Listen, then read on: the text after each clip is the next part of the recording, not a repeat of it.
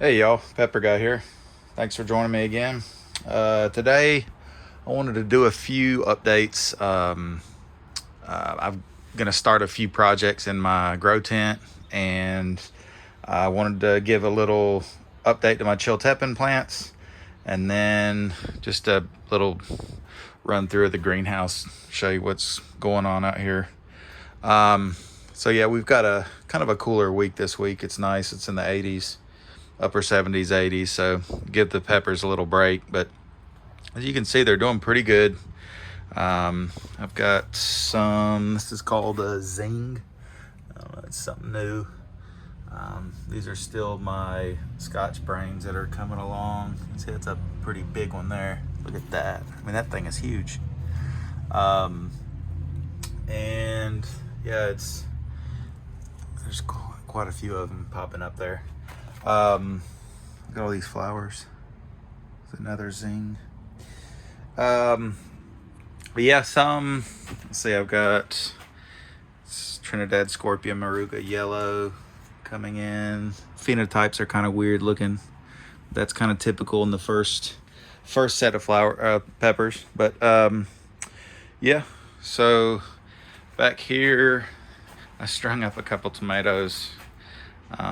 It's not a whole lot of space back here, but I've just got them tied up. So, yeah, and I think I may have to end up getting rid of one of these. Let's see, the Fatale. I don't know if the seed source is bad, but it's always, here it is.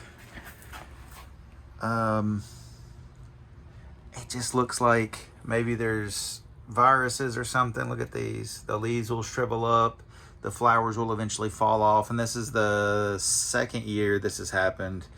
I think it's the seed source. There might be just virus in it or something. But I love the Fatale, but I don't know. I got that from Seed Savers, and so I may just go somewhere else. Or I know Seed Savers is good, but that source of Fatale seeds was not. So anyways, I may be getting rid of that. I don't think it's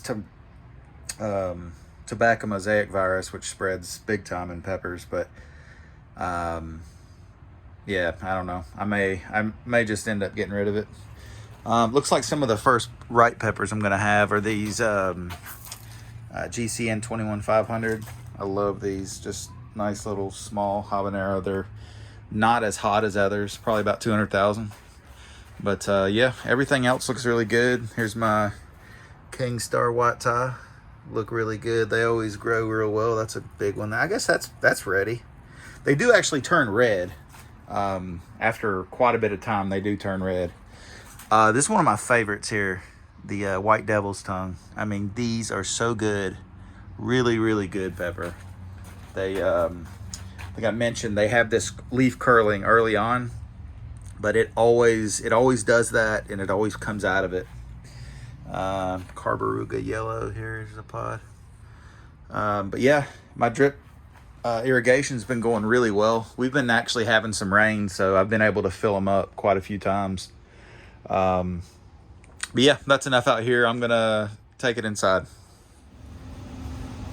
All right, so back in the grow tent, here are my two big Chiltepin plants, and they put on a whole lot more new leaves.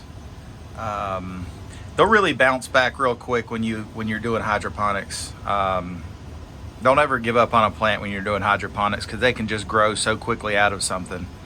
But what's exciting here is I've got a whole bunch of flowers starting, and looks like we've got one that's open. Let's see this one. Right, let's see. Yeah, right here. There it is. So yeah, I think what I'm gonna do is get a lot of this pollen from this plant, and just make a bunch of crosses with my superhots outside, and they're all pretty much at the perfect stage.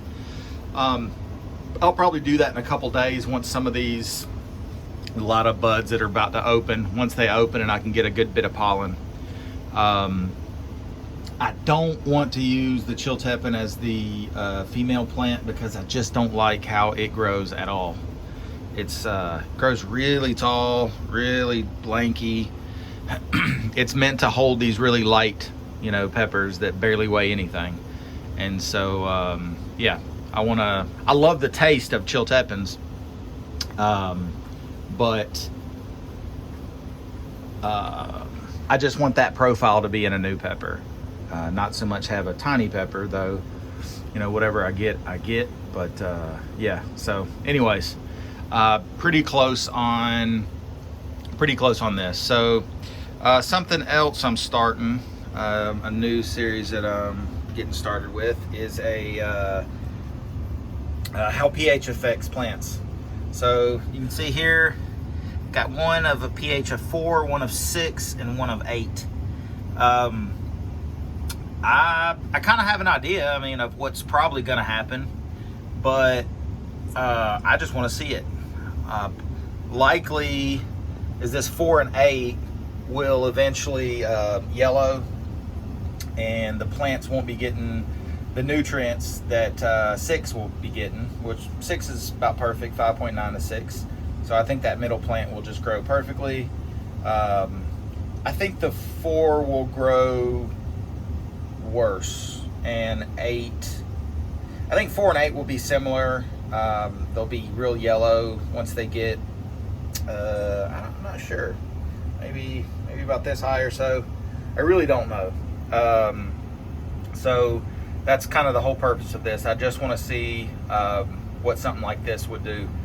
I tried getting a pH of less and a pH of higher than 8, but it's kind of hard to maintain that, and so I'm just going with 4 and 8. So yeah, I will update every week, and we'll see what's going on.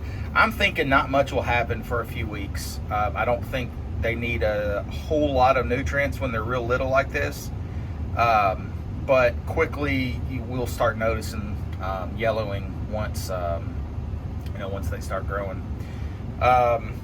Here I've got a new bed of Chiltepin plants. I'd like to grow these outside. I know it might be a little late. Here we are, into June, but I think I could get some grown before our frost comes. So I'll also grow some in much smaller containers. I want flowers to pop much earlier than they are. So yeah, I did the bleach method here, which I'll show above here. And these are my F1s, my Japtakas, jalapeno cross with Santaka. And really all I'm gonna do with these guys is make a lot of crosses. And so a couple things. I wanted 2 of them just because these are F1s. I want to harvest a bunch of the fruit, and that's going to be F2 seed. And that's the stuff you need to grow a lot of different plants of, because each one of those is unique and different.